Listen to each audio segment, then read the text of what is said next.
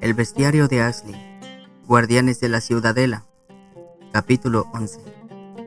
Al día siguiente, los buhoneros se levantaron de un humor excelente, como si no hubiesen pasado gran parte de la noche luchando a brazo partido contra los sorbecesos.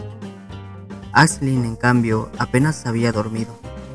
Aún así, accedió de buen grado cuando Loxan la invitó a acercarse a los cuerpos de los monstruos para examinarlos. Su curiosidad investigadora venció a la repugnancia y se inclinó junto a ellos para tomar notas y hacer esbozos en su libro, mientras los hermanos iban en busca de los caballos y terminaban de recogerlo todo para partir. «Anoche estuviste bien, compañera», le dijo Loxan, una vez que reanudaron la marcha. «Pero aún tienes que aprender a manejar ese trasto. Vamos a ver si podemos afinar tu puntería. Y cuando te las arregles mejor, Lexis te enseñará su colección de venenos para puntas de flecha». Y le guiñó el ojo bueno. «¿Venenos?», repitió ella. «¿Lo crees necesario?». «Lo bueno de la ballesta es que es un arma muy potente y no se necesita mucho entrenamiento para aprender a utilizarla. Lo malo es lo que tardas en recargarla. Por eso deberías poder cargarte a los bichos de un solo disparo. Los hay resistentes, ¿sabes? Es mejor asegurarse de que no vuelven a levantarse, porque probablemente no tendrás tiempo de disparar un segundo virote. Si el primero no es mortal. ¿Me sigues?». Durante los días siguientes los atacaron más monstruos, como el Tres Colas, que los atacó una noche y que estuvo a punto de decapitar a Loxan con uno de sus letales apéndices antes de que lograra matarlo entre todos. O el Caparazón, que los aguardaba tras un recodo, bloqueando el camino y cuya armadura natural era tan gruesa y robusta que hasta los virotes de la ballesta de Ashley rebotaban en ella. O los tres abrasadores que asaltaron el carro y cuyo aliento de fuego redujo a cenizas una de las ruedas. Ashley llegó a pensar que aquel era el final de su aventura, pero resultó que los buhoneros llevaban una rueda de repuesto en el carro. O los escupidores, que los seguían acechando desde las ramas de los árboles, y que ellos intentaban abatir antes de que les arrojaran a la cara su saliva extraordinariamente corrosiva. Uno de sus ésputos, no obstante, cayó sobre el pantalón de la joven y le produjo una dolorosa quemadura en el muslo, que tardó varios días en curarse, pero sanó, y ella comprendía que había sido muy afortunada, porque los escupidores apuntaban a la cara para cegar a sus presas, antes de lanzarse sobre ellas para devorarlas. Y los pocos que sobrevivían al asalto quedaban con el rostro horriblemente desfigurado para siempre. A algunos de estos monstruos ya los conocía, otros, sin embargo, eran nuevos. Tuvo la oportunidad de ver con sus propios ojos a criaturas de las que, hasta aquel momento, solo había oído hablar. Al mismo tiempo aprendió de los hermanos maneras diferentes y eficaces de enfrentarse a ellos, y todo lo anotaba en su tratado con esmero y diligencia, y seguía entrenando. Mejoró su puntería y aprendió a utilizar la ballesta con soltura.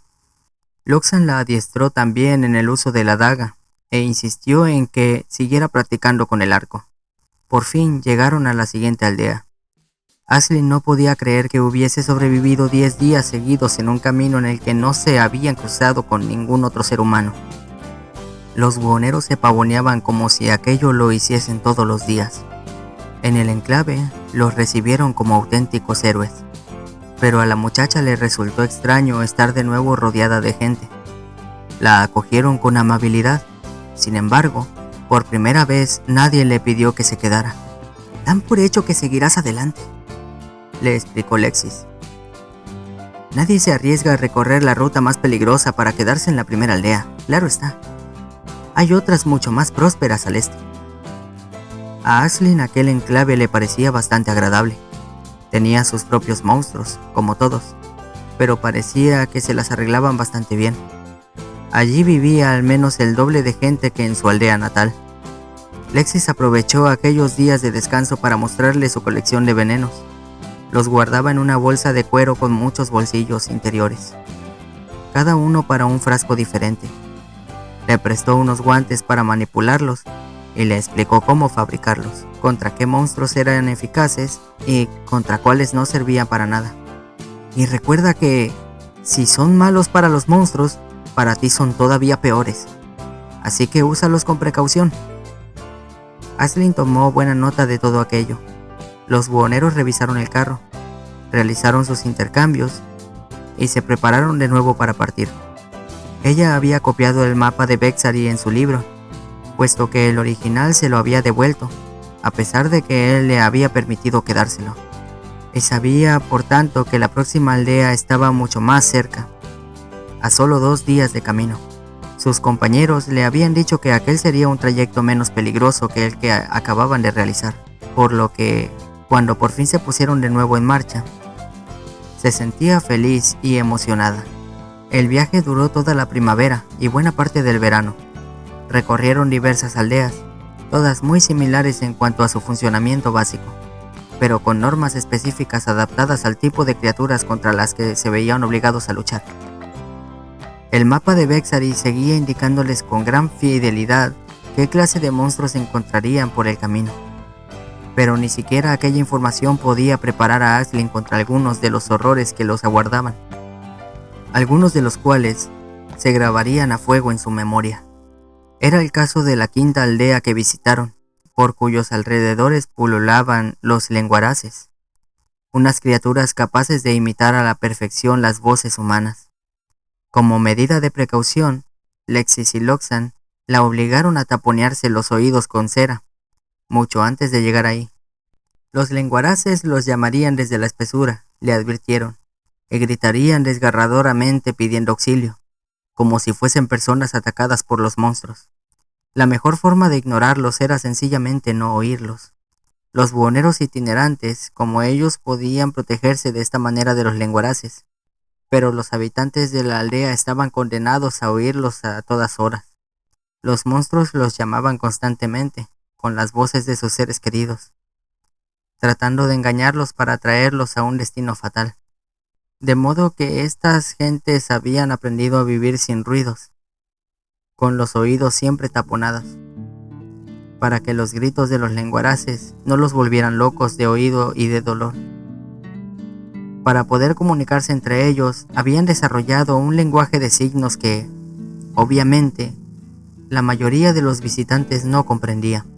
Por esa razón, Aisling se sintió muy aliviada cuando dejaron atrás aquel enclave y pudo quitarse los tapones y volver a hablar y escuchar con normalidad.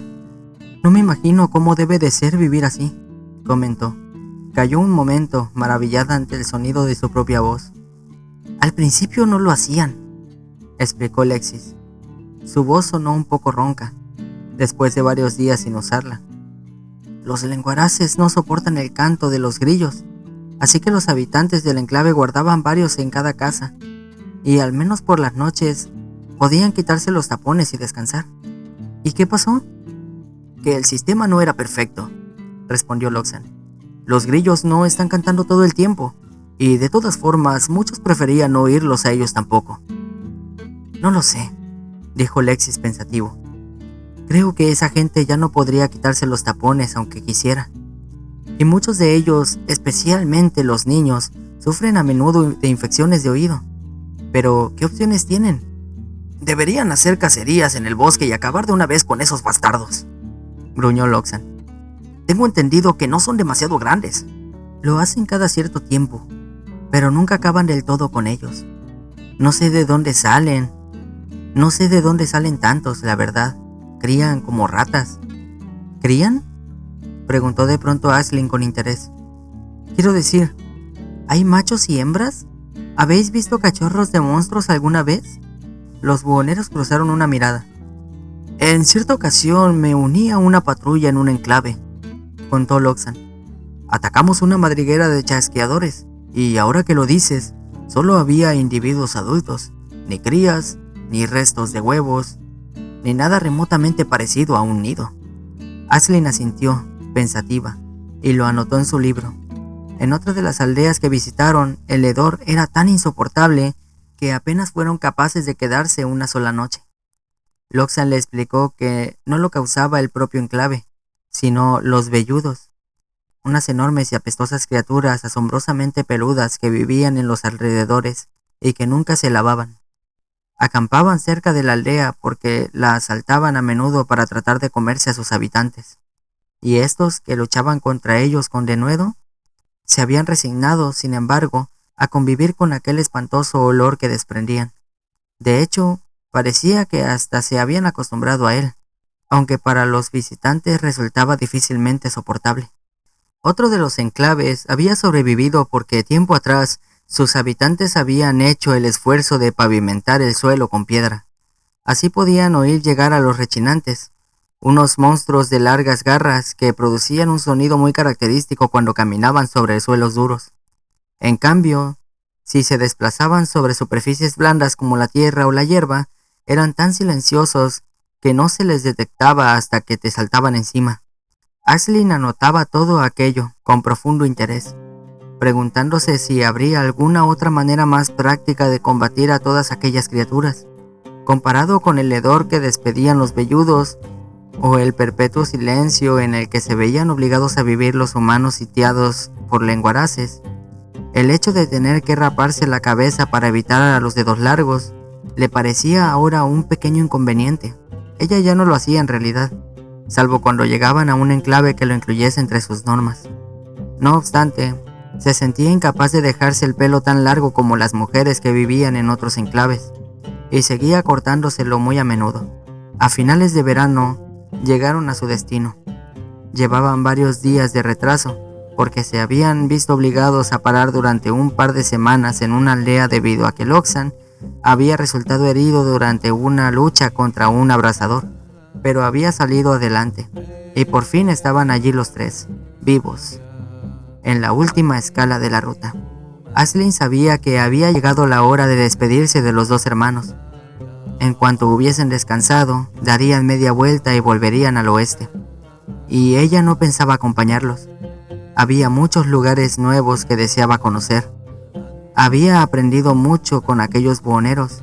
De Lexi se llevaba útiles conocimientos sobre sustancias tóxicas diversas que también afectaban a los monstruos, sobre cómo obtener y mezclar los ingredientes y emponzoñar con ellos la punta de los proyectiles. Con Loxan se había entrenado para ser más rápida y eficaz con las armas, a pesar de su pie torcido. Había seguido practicando con el arco, pero finalmente había terminado por desecharlo, en favor de la ballesta, aunque era consciente de que cuando se separara de los hermanos tendría que devolvérsela. Por esa razón se sorprendió mucho cuando Loxan se la ofreció como regalo de despedida. ¿Para mí? Pero debe de ser muy valiosa. Él se encogió de hombros sin darle importancia. Las tengo mejores, se limitó a responder. Úsala bien, y no acribilles a personas, solo monstruos, ¿queda claro? Aisling sonrió y le dio un súbito abrazo. Loxan forcejeó para quitársela de encima. Oye, habíamos quedado en que esto era un viaje de negocios. Nada de sentimentalismos, o harás que reconsidere mi decisión. Ella le dio las gracias de corazón. Entonces Lexis carraspeó para llamar su atención, y Aisling constató con sorpresa que se mostraba un tanto tímido. No le reserves todos tus abrazos, dijo. Yo también te he traído un regalo de despedida. Se trataba de una pequeña faltriquera de cuero muy parecida a la suya propia, pero con menos bolsillos interiores. En ellos había guardado una selección de frascos. Los he marcado con el código que te enseñé. Algunos podrían matar a un hombre robusto con una sola gota, así que úsalos con cabeza y con precaución. Aisling lo abrazó a él también, con los ojos llenos de lágrimas de agradecimiento. Pero, ¿por qué? Acertó a farfullar por fin. Porque hemos dedicado mucho tiempo a tu formación, compañera, respondió Loxan. Si te mataran en tu siguiente viaje por no tener armas adecuadas, se me quedaría tal cara de tonto que ni Lexis me iba a reconocer. Ya tienes cara de tonto y te reconozco perfectamente, hermano. Esa réplica no tiene ningún mérito. Te lo he puesto demasiado fácil. Dejadlo ya, protestó Aisling, pese a que sabía muy bien que no se estaban peleando en realidad. Os lo agradezco mucho, pero no puedo aceptarlo. No tengo nada que daros a cambio. Sí lo tienes, contestó Lexis. Sus ojos se dirigieron al libro de monstruos que sobresalía del zurrón de la muchacha. ¿Queréis mi libro?, se alarmó ella. No, queremos una copia del mapa que tú tienes, claro está. ¿Serías capaz de hacerlo? Sí, puedo usar una de las hojas en blanco de mi libro. No es la primera vez que copio ese mapa, y puedo hacerlo de nuevo, pero necesitaré varios días para completarlo. Los dos hermanos cruzaron una mirada. Esperaremos, dijeron entonces a la vez. Aquella noche, sin embargo, no pudo trabajar en el encargo porque el enclave sufrió el ataque de una horda de escuálidos. Aisling los había oído aullar la tarde anterior. Una densa niebla cubría el valle, por lo que sus habitantes sabían que los monstruos no perderían la oportunidad de atacar. Prendieron hogueras en los espacios amplios, reunieron a los niños, las embarazadas y las madres con sus bebés en la casa más protegida de la aldea, y se aseguraron de que las lámparas que ardían junto a las puertas seguían bien encendidas. La empalizada tenía 3 torres de madera para los centinelas. Aunque Aisling era muy capaz de trepar por la escala si se tomaba su tiempo, no tenía tanta experiencia como los centinelas del enclave, habituados a distinguir las pálidas siluetas de los escuálidos entre la niebla, de modo que se apostó donde le dijeron, cerca de una de las hogueras principales. Cargó su ballesta y aguardó. Los escuálidos atacaron de madrugada, por lo que Aisling supo después, eran entre 20 y 30 individuos. De lejos parecían esqueletos andantes, formas vagamente humanas que se movían entre la niebla como marionetas siniestras. Parecía que avanzaban con gran lentitud, casi a trompicones, pero lo hacían solo para poder camuflarse mejor entre la niebla. Cuando conseguían llegar al pie del cercado, si las flechas de los centinelas no los habían abatido antes, se lanzaban hacia adelante con agilidad felina, casi sobrenatural. Trepaban entonces por la empalizada directos a lo alto de las torres, y era muy difícil hacerlos caer, incluso aunque las flechas impactaran repetidamente en sus exiguos cuerpos. Se arrojaban sobre los humanos con una voracidad insólita hasta para un monstruo, y lanzaban dentelladas tan feroces que, incluso si llegaban a apartarlos de sus víctimas, estas raras veces sobrevivían a los mordiscos.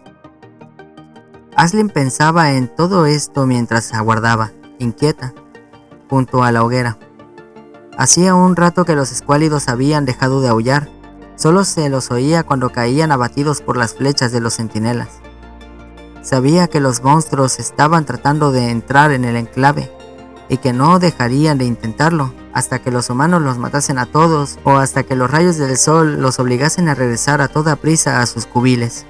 Se le ocurrió de pronto que resultaba extraño que los escuálidos atacasen por la puerta principal, que estaba bien iluminada. Sabía que sus ojos enormes y sin párpados no soportaban la luz directa. Llevada por un presentimiento, decidió abandonar su puesto junto a la hoguera. Alguien le llamó la atención, pero ella no lo escuchó. Como era lógico, todos montaban guardia junto al fuego, porque de esa manera podían ver mejor a los monstruos que se les acercaban. Pero, ¿qué sucedía con los rincones en sombras? Aisling conocía el enclave lo suficiente como para saber dónde estaban situadas las torres, las lámparas y las hogueras. Había una zona que quedaba siempre en sombras, porque estaba más alejada del centro, y en aquellas casas ya no habitaba nadie. Por eso a los escuálidos no les importaba. No había luces, y ellos eran rápidos cuando se lo proponían. Mientras avanzaba cojeando por el enclave, con una lámpara en la mano y la ballesta en la otra, Aisling fue de pronto consciente de la gran cantidad de rincones que quedaban sin iluminar. Un escuálido que lograra franquear la empalizada podría deslizarse por ellos hasta casi cualquier lugar del enclave, incluyendo la cabaña de los niños. Todo el mundo daba por sentado que los escuálidos no eran tan inteligentes. Tendían a atacar el lugar donde se concentraban las defensas, porque ahí olía carne humana más que en ningún otro sitio. Por eso embestían de frente, al portón y a las torres, simples y directos. Pero Aisling, que había dedicado mucho tiempo a escuchar historias sobre todo tipo de monstruos, sospechaba que había algo más, porque muchas veces los escuálidos lograban entrar en los enclaves de todas maneras, porque recordaba a unos niños a los que había conocido tiempo atrás, únicos supervivientes de una aldea arrasada por los escuálidos. Si fuesen tan predecibles, pensó, nunca conseguirían penetrar en los enclaves, y no obstante de vez en cuando lo hacían.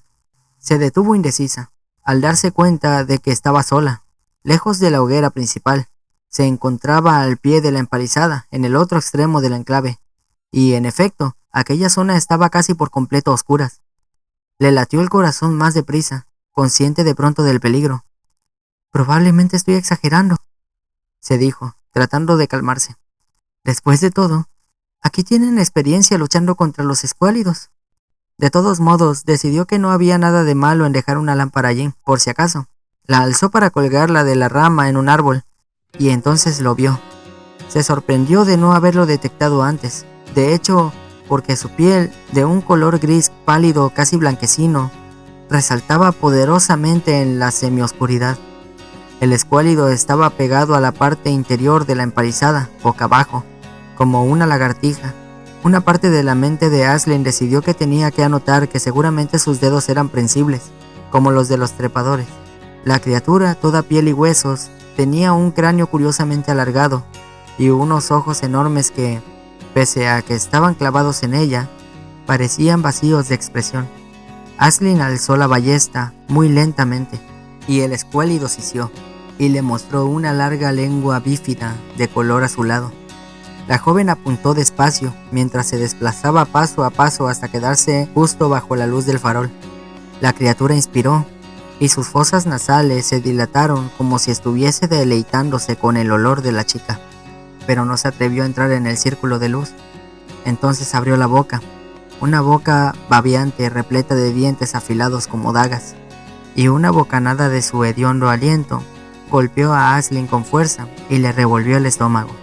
Disparó y el proyectil se clavó en el hombro del monstruo, que chilló de dolor. Aisling cargó un nuevo virote. Mientras lo hacía, no quitaba ojo al escuálido, que hizo ademán de saltar sobre ella, pero la luz hirió sus pupilas y lo hizo retroceder entre siseos de rabia. La chica sabía que no lograría espantarlo, que se mantendría allí, a pesar de los proyectiles, hasta que decidiera que su hambre era más poderosa que su miedo a la luz, y entonces atacaría. Disparó de nuevo. El escuálido saltó en el sitio y esquivó el virote, gruñendo. Aisling soltó la ballesta y sacó la daga que llevaba prendida en el cinto, previendo su siguiente movimiento. Cuando el escuálido se arrojó al fin sobre ella, lo apuñaló con todas sus fuerzas. El filo se hundió en el cuerpo de la criatura, pero aún así ésta logró tirarla al suelo. Poseía una fuerza asombrosa, a pesar de su aparente falta de musculatura, y Aisling, aterrorizada, lo atacó de nuevo, consciente de que no era lo bastante rápido. De pronto, algo silbó y la cabeza del escuálido se desprendió de sus hombros y salió volando. La joven gritó cuando la sangre se derramó sobre ella. Entonces vio a Loxan de pie a su lado, enarbolando el machete. Quiso reír, chillar, llorar, todo a la vez. El buhonero la ayudó a desprenderse del cuerpo decapitado de la criatura y le tendió la mano. Aisling se puso de pie a duras penas. ¿Te ha mordido? No, creo que no, murmuró, aún conmocionada. Si te hubiese mordido lo sabrías. Lo habría hecho si no llegas a estar aquí. ¿Cómo sabías? Me dijeron que habías abandonado tu puesto y nadie sabía dónde estabas. ¿Qué hacías aquí, tan lejos de la puerta? Se me ocurrió, pensé, balbuceó ella, un poco avergonzada. Por un momento fue incapaz de recordar el impulso que la había llevado hasta allí, pero se esforzó por recordar sus ideas y trató de explicar. Pensé que, si los escuálidos aborrecen la luz, tenía más sentido que tratasen de entrar por el lugar más oscuro de la empalizada. Loxan entornó los ojos. Atacan siempre de frente, porque acuden a donde hay más gente, le recordó. Este no, replicó Aisling señalando el cuerpo del escuálido. Pienso que tal vez aprovechó que estábamos todos defendiendo la puerta para colarse por aquí. ¿Tú crees que era más listo que los demás? O tal vez no es el único listo. Se supone que los escuálidos atacan siempre de la misma manera, pero a veces se cuelan en los enclaves sin que se sepa cómo ni por dónde. Todos dan por supuesto que han burlado a los centinelas, pero ¿y si se limitan a entrar por otro lado? Loxan se quedó mirándola. Quizá deberíamos revisar el perímetro de la empalizada, por si acaso, decidió por fin. Recorrieron los límites de la aldea pertrechados con un par de lámparas, para ahuyentar las sombras de todos los rincones. Localizaron a otro escuálido deslizándose entre las ruinas de una casa abandonada, y acabaron rápidamente con él. Para cuando finalizaron la ronda, el enclave había repelido por completo el ataque de los escuálidos. Dedicaron el resto de la noche a atender a los heridos, pero Loxan encontró un momento para llevarse aparte al líder de la aldea y explicarle lo que Aisling y él habían visto. Tuvo que guiarlo hasta el lugar donde habían dejado a la criatura decapitada para que se lo creyera, y cuando lo hizo, se mostró muy alarmado. ¿De dónde ha salido este?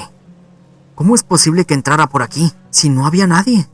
Loxan le comunicó las sospechas de Aisling acerca del comportamiento de los escuálidos. Habían acordado que hablaría él, porque al ser un viajero experimentado, probablemente lo escucharían con mayor atención. Al líder del enclave le costó admitir la posibilidad de que tuvieran razón, pero se comprometió a compartir la información con los demás. Tendrían que cambiar su estrategia de defensa, murmuró Aisling mientras lo veía alejarse. Tiene sentido que todo el mundo se concentre en la puerta, por donde atacan con más frecuencia, pero quizá no estaría de más colgar lámparas por todo el perímetro. Al menos así se lo pensarían 2 veces antes de entrar. ¿Qué?, preguntó al percatarse de que Loxan la miraba fijamente. ¿Te das cuenta de lo que estás haciendo?, inquirió él a su vez. ¿Poner en peligro mi vida?, bromeó ella. No pensaba que eso llegaría a impresionarte precisamente a ti. Él negó con la cabeza. Siempre dices que usas ese libro tuyo para escribir lo que la gente te cuenta sobre los monstruos. Pero también estás aportando cosas nuevas. Cosas que descubriste gracias a tu propia experiencia. ¿Te refieres a la teoría del escuálido solitario? Ella se encogió de hombros. Es solo una idea. Ni siquiera puedo confirmar que es correcta. Y aunque lo fuera, seguro que se le ha ocurrido a más gente en otros lugares. O tal vez no. Has aprendido mucho, Aisling. No tardarás en ser tú quien enseña a otras personas a luchar contra los monstruos, y no al revés. Ella se ruborizó. Aunque no creía en realidad que aquello llegara a suceder, sabía muchas cosas sobre los monstruos ciertamente, pero tenía la sensación de que por muchos datos que recopilara, la verdad se ocultaba en el fondo de un pozo mucho más profundo, y nunca llegaría a alcanzarla por sus propios méritos. No obstante, el hecho de que los buhoneros estuviesen dispuestos a intercambiar una copia de su mapa por una ballesta y un surtido de valiosos venenos la llenaba de orgullo. Significaba que su trabajo era apreciado, que merecía la pena correr riesgos, porque servía para algo, y lo estaba haciendo razonablemente bien. De modo que se esmeró mucho en la copia del mapa que le habían encargado. La suya propia era sencilla y funcional, pero la que hizo para los buhoneros la decoró con tintas de 3 colores diferentes y se esforzó especialmente en que la letra fuera clara y fácil de leer. Ellos quedaron encantados con el resultado. Sin embargo, cuando Aisling les preguntó si tenía pensado utilizar el mapa para explorar nuevas rutas, ninguno de los dos quiso responder. Se despidieron por fin, con nuevos abrazos y buenos deseos.